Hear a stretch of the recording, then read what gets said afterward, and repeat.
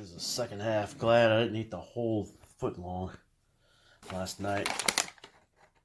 I did not point this out yesterday, but this is the first time I've ever seen a paper bag from a Subway. That makes that location even more unique.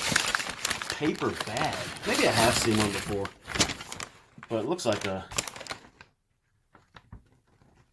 90s Subway logo. It's holding up.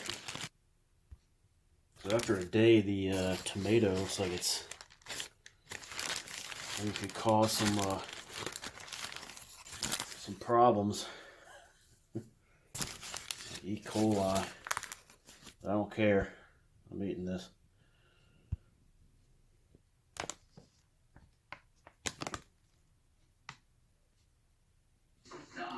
And there's the chocolate pudding that's been in the refrigerator for almost a month.